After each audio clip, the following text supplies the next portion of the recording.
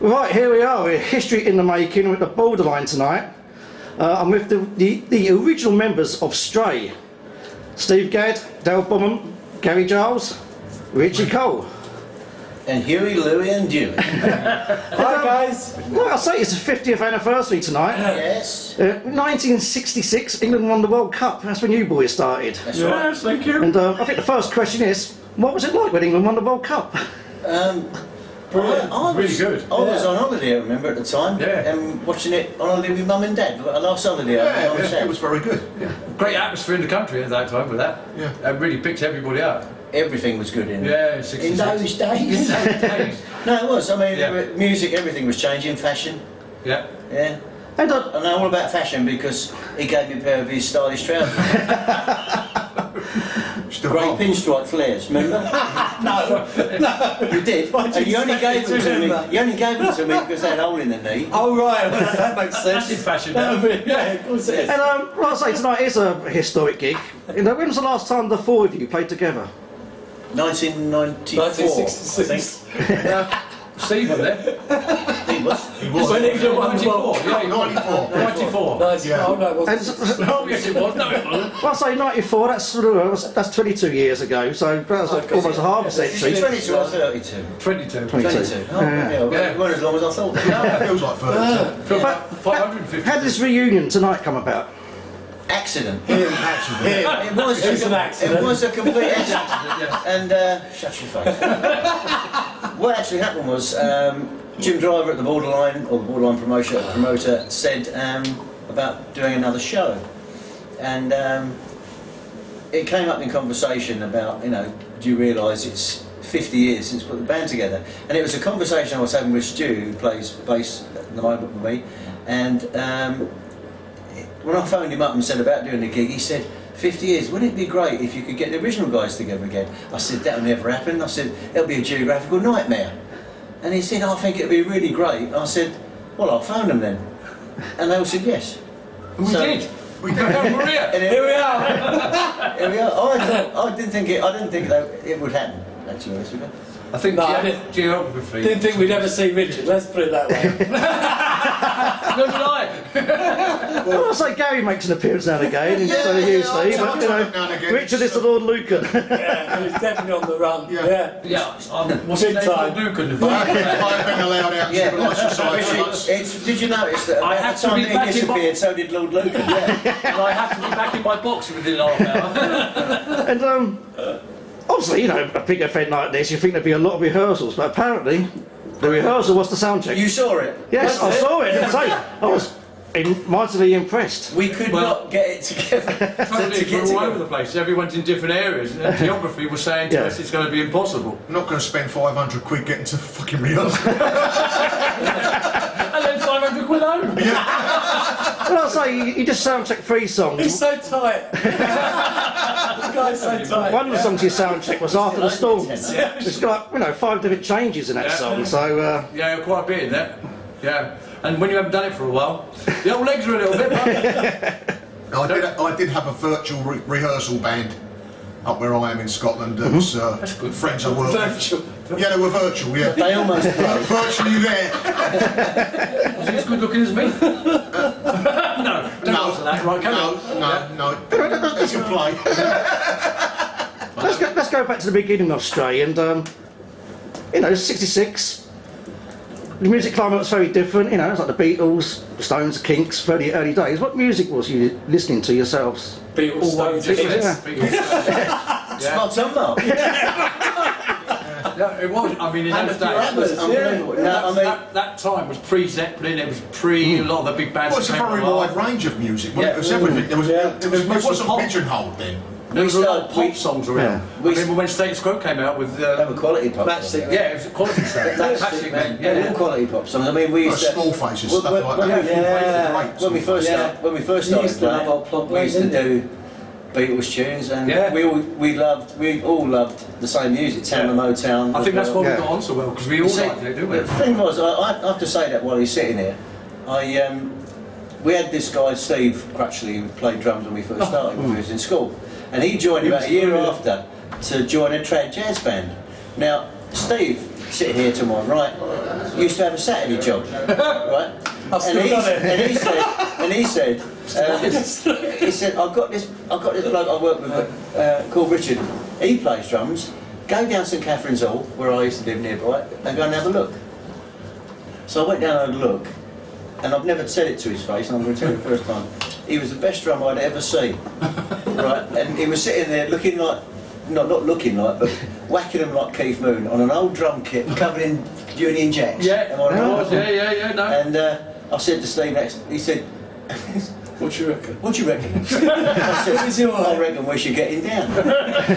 and here we are, 50 years later. But I don't remember when we By had the that way, rehearsal. you in your ain't got back the room. job. Oh, yeah. 50 years later, you ain't got the job. Audition. But I remember when we had that rehearsal in your mum's house back room. Oh, yeah. His mother come through and complained about how loud the drumming was. I remember that. We always used to have ticklers in our heads. And then we had a whacker. Yeah. Oh, I always got that mixed up, that speech impediment. Yeah, be careful. It wasn't whacker, was it? Killers on Whacker. The other one. with him. What's your memories of your first ever gig? Oh, Proper gig. Yeah. Big one.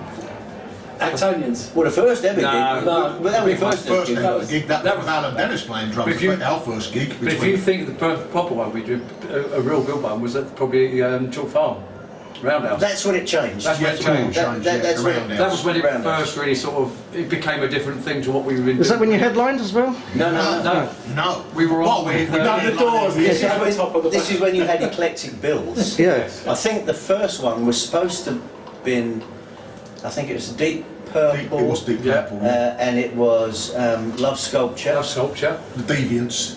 Yeah. On Deviants. Social Deviants. Deviants. There was another band, I can't remember. We went on first or second in the afternoon, and it was a real big deal.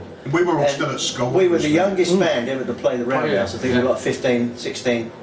And our managers insisted we had this stage gear. Stage clothes. Peter Amott and Ivan Mann. Ivan will be down later on. And Marshall. Was he? Oh my god. Yeah. And we all had, that sounds corny now, but we all had different colour crushed velvet flared trousers, And top. but white And we were in satin shirts. Yes. And we're going to wear them tonight. We wear them tonight. And hey, I don't know. That would be good, don't wouldn't it? laugh, they're in that case. But 28 inch waist. so yeah, the Roundhouse. It was, and also when we were there, we were seeing and hearing other bands, and unusually we got a gig back at the Roundhouse soon after, and that's when it really changed. Well, it changed for me because there were two bands on there that the like I'd never seen before, Spooky Tooth and Family. Yeah. Oh, wow. They were on, and I went out and I bought A Doll's House the next day. Yeah. I went out and bought Spooky Tooth. Yeah, I agree. And, with that. and it was kind of, oh, we've got to do these kind of different arrangements and things like that. And that I was, never had the Spooky Tooth one. I've got it. I had the Now, fan I got one. the best off the other week. Did you? Yeah. Wow. In import. Really Yeah. good. But I remember that very first time we turned up. From my point of view, I remember we walked in the back door because I think we were in the back of, was it John Carter's, that vegetable van? We turned up with our gear. Something like that. Did John Carter, the guy, used to drive us about? No, the Roundhouse days we had the big blue van. Big blue van. Yeah, but I remember we Yeah. walked in Yeah. and all around that semicircular stage was just a row of Marshall stacks. Yeah. Where we only had. It was a one little wax. cat. And I remember walking in going, Wow. Yeah, that well, they was were just stacks to stacks to stacks. of equipment there. Yeah. I'll say the Stray had, you did have a big live reputation, you know, and as Oh, yeah. you split the likes of Black Sabbath, Yeah. Rush, Yeah. Kiss. Status Quo as well. Kiss. All right. And O.C. Smith, Grateful. O.C. Smith. and you did have like, Yankee Dickens. Herman's armpits. Oh, No, but but yeah. without Urban, yeah. Bradford University. I Yeah, remember that. yeah, see, we worked with them all. and you were sort of ahead of the game. You did have your own stage effects, We did. the infamous exploding dustbins. Correct. There must have been a time when that went wrong. Yes. Yes, Those two could have the scars. yeah, I'm not going to show you the scar. It misfired one night. It was actually at Cook's Ferry Inn. Yep. And the dustbin had tipped over apparently. Yeah. And what had happened, the explosive part, when the straight roadie put it back up, it was hanging outside. So it went off, it exploded. The casing of the maroon went across the stage, it took a set of strings off my spare jazz bass which was standing there, hit me in the back of the leg, and Embedded. I ended up going to the hospital. I finished the gig. Yeah. Yeah, I was And fine. next day, we went to the Den Festival in France.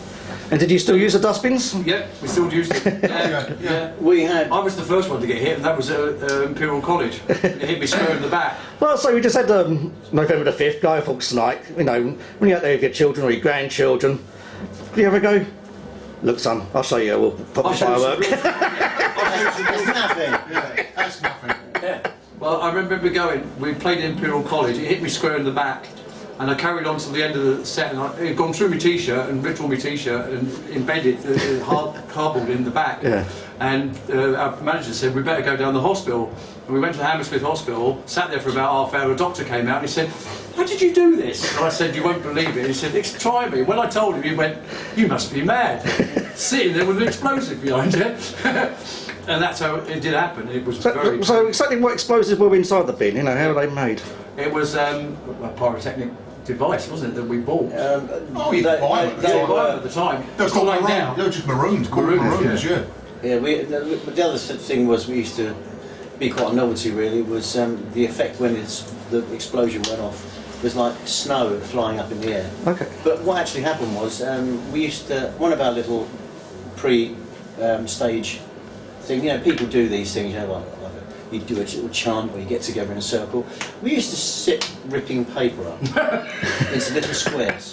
On the way to We do that now and then over the dustbin, a large piece of paper was taped to it, and within the diameter of the paper, the torn up pieces which we had previously prepared earlier were put on the top, and of course when the charge went off, it blew them up in the air. Thus, we invented the confetti ball. Well, there you go. Do we get any credit? No. no royalties. And another one I can remember, we did a festival in Belgium, I think it was, with Yes. With Yes. And we went Blew a hole before in the them. stage. Unfortunately, we blew a hole in the stage. and they got the ump because they weren't going to go on. I'm not going on until that stage. I'm not going on until that stage. Yeah. I'll never forget him saying that in his little... I'm not going on now. John Anderson. Do that bloody hole's fixed? Well, what's the most memorable gig for you, look? I can't remember. Hey, see what I did there? Yeah, see what I did? It's memory. Very difficult, really. Memorable. There's a lot of good ones. There's A lot of good ones. The ones I like to think, yes, the ones at the Roundhouse were great gigs. Yeah, I'll go on that. The Roundhouse and Chalk Farm? Yeah, they were always good And the gigs. one I really remember is we did Ali Pali with Black Sabbath, and we augmented the band with keyboard player, singers, and some You had the brass section. Brass section. Yeah. And that was because it was so different. Like all the others, Roundhouse was great, but that was the one so different because we hadn't done it before, and that was really, you know, something special. Saturday morning pictures gig at Finsbury Park was good. In Old Rainbow. Yeah. Yeah. Did That was was that, great. Steve? That was great. Yeah, definitely. Yeah, that was a one-off. Who's going to come up at 9:30 in the morning? Yeah. And then we'll queue around the block. Also, you regulars at the Marquee Club. So you're no longer with us. Marquee was always a great Yeah. gig. Yeah, most memorable. So when it got very hot, they turned the fans off and I fainted. It's the only time I've ever done it. We turned around and thought, where's Richard? He's lying on the floor at Back in Drums. Yeah. But it was a good gig, but it was so hot in there, that's the thing with it, it was just really confined. So, great Interesting gig. fact that Richie mentions the Ali Pali gig. I mean, if I just go back a few years, we always used to have this love-hate relationship with the music press at the time. I mean, thank God it's not someone like you, Mark. Do you think you got a fair deal with the music press or not? Well, the thing was, I mean, obviously we did get some nice reviews every now and then, but overall, I from my perspective, I used to find that they used to say, oh, they're a bit young because of their age. They can't be that good a musician, so they have to have lights and pyros now to make the stage show better. So when we left our first manager, Peter A1 we went with Wolf Pine at Wolf Pine Worldwide Artists, and he said, right, Worldwide Gangsters. yeah. Gangsters, yeah. He said, right. He said, I've seen the criticism. He said, you're going to drop all the effects and just concentrate on the music. And you know, we thought, well, okay. I think we're so easy going. We just nodded our head and said yes to anything really at the time. And so we did that. And the first show was the Ali Pali. Now everyone was used to seeing us. I didn't realise it, but sort of quite a hard rock band, 4 people. And the next thing, they see us come on with backing singers, brass section, keyboard player, and it was a whole different thing. And the odd thing about that was that even when the album came out, you just can't please them. You know, and then we started getting, well, you know, they're not as good now. They've dropped the pyros and the lighting. You know, I'm thinking, well, you cannot win with this business. So it just kind of goes to prove, you know, if anyone's musicians are watching this, you just do what you believe in and go for it. And bizarrely, I think it comes up in quite a few interviews with Stray. You made the front page of Daily Mail at one time of another manager. Yeah. Yeah. Tell us more about a certain Mr. Cray. Wolf Pine, our manager at the time, was obviously going through some difficulty, and he wasn't in a position to manage anymore. So he suggested to me that Don Arden might be the man for the job. So I had been down to Don Arden's office on a couple of occasions, and I never got to see him. I never got to see him because he was always giving somebody a bollocking. I got to know Sharon Arden, who's now Osborne, quite well, and Arthur Sharp used to be the singer with the Nashville Teens. He was the A&R man. He was a nice guy. So we always used to sit around and chat. So one day I went down there for this meeting. Hopefully, I'm going to find out if Jet Records are going to be our management company. And I've been sitting there waiting for my meeting. Arthur had already said to me, "Oh, Charlie, guess who's coming later on?" I said, "Who?" He said, "Charlie Cray." I said, "Oh, there we are." So, what's he in here for? It's true. Just written a book, having been in prison. Wants to see if Don can publish it for him. So I'm sitting there, been sitting there for a little while. My meeting still hasn't transpired. Charlie walks in, and bearing in mind I'm about 20 something, thinking, shit, that's Charlie Cray sitting there. And we hadn't said much to each other. And then a little while later, I'd swear, he turned around and said to me, What do you do? So I said, "Oh, in a band. What are you here for?" Said, "If Don will manage us." "You've been here long?" I said, "Well, I've been here about an hour or more. Not the first time I've been down there." And he said, "Yeah," he said, "I'm not used to waiting." He said, do you think we'd be getting a run around?" I said, "Well, yeah, maybe." You know, I didn't know whether to say yes or no to the bloke. And he said, "I know people in the music business," which turned out to be Laurie O'Leary and people like that. And he said, "I think we should have a meet." I went, "Oh, all right then." Now I lived in West London, right, at the time, and he said, "You got a car?" I said, "Yeah." He said, "You going anywhere near Bethnal Green?" I went, "Yeah." Like I'm going to say no. So now I'm driving down the road in my little car, thinking, I've got Charlie Cray sitting in front of my car, and I dropped him off at his mum's in Bethnal Green, and then I went home. You never guess who I've had in a car. and it kind of, but it did backfire a little bit, you know, because people in the business thought that, you know, there's going to be trouble and all that sort of thing. So. Did he prove himself as a manager for a band or not? Well, no, because he was out of touch with it. I mean, ironically, he was in the music business, and he probably shouldn't have been put inside. But that's another story. But he was a music manager in the late 50s, early 60s, and he used to look after Judy Garland and people like this. But he was completely out of touch with it, and it was, in retrospect, a publicity stunt, really. Yeah. He had a book coming out again now, so the two put together make them work from home. The irony was that he thought we would be his launch pad for a new career, and we thought he'd be ours, and it sort of... Yeah.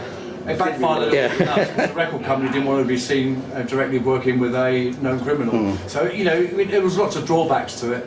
It could have worked, but unfortunately it didn't.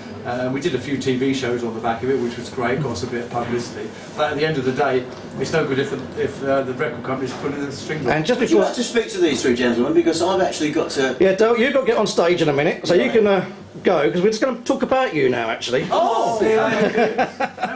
Talk about it and give me the merch bag, please, because I need to take the merch bag.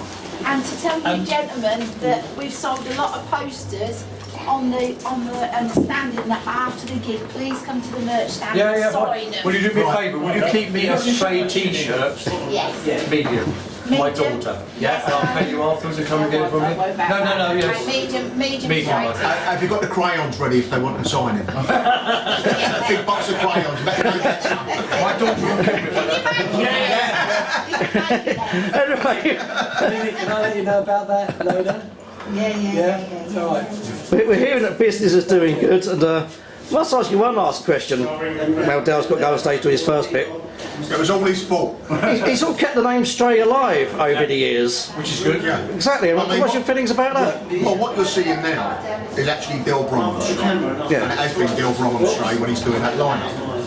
And it's morphed. And the only reason it's morphed into Stray is nobody can sell Bromham. Bromham. John Bonham. No, no.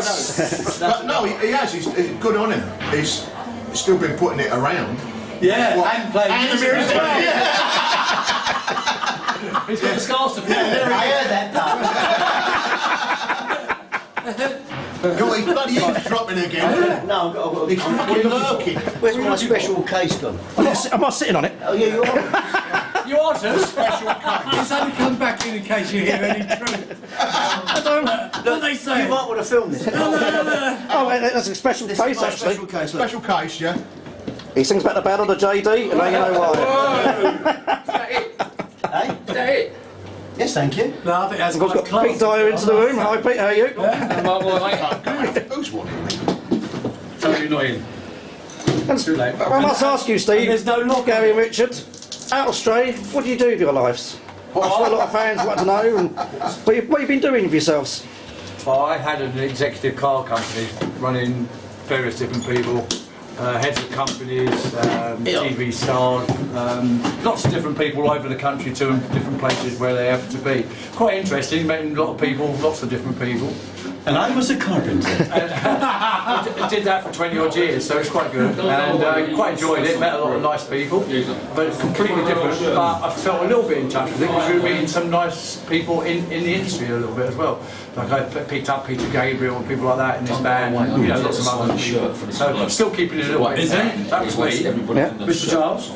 What have I been doing? Thank you, mate. Oh, it's been nothing. Been living in South West Scotland for 30 years, doing various bits. But I've never stopped playing. I've been playing with lots of bands, doing some recording, bit of producing, bit of this, bit of that, and just basically looking after my family. That's I've good to never hear. stopped playing. Yeah. That's been fine. And what about you, Steve? Oh, well, actually, for a long while, I was doing different production stuff for, let's say, production assistants with shows going on in Wembley. So a lot of rock and roll stuff. Recently, in recent years, actually, I've been I've got more of a steady job recently, and I've been taking exhibitions. And guess where? Into prisons. So it's like it's been a bit of an experience the last few years. Audience again. And I met some really interesting people. I bet you have, yeah. Just like being in a rock and roll band. Still rock and roll. And well, I'll say tonight, I'm saying it's a one-off. Do you think it'd be a one-off, or would you like to do this again? Or should I ask you that afterwards? It won't happen again in another 50 years. Yeah. So, it's going to happen, yeah, possibly. You don't know. Yeah. I'm not going to say no, I'm not going to say yes. I think it would have been nice, obviously, we never even had a chance to rehearse all this. It would have been nice to get together Yeah. and do the whole thing as it could. It's going to be good anyway. Yeah, it's going to be fun. Even if it's shite. Just got to go out there and enjoy it. No, it's not going to be shy. It won't be shite. Actually, yeah. Well, But what I've heard I'll the go back sound to one of the check. things, one of the things that was said to us at the start when we were young, people say, oh, you're good for your age, and we'd say, fuck off, we're good anyway. Tonight they say, they're good for their age, just understand it. Say something. Same answer. Well, Steve, Gary, Richard, and Dale earlier, it's been great talking to you all, and we're looking forward to this gig tonight. Thank you. All the best for the future. All the best. Cheers. Checks in the post. All the best.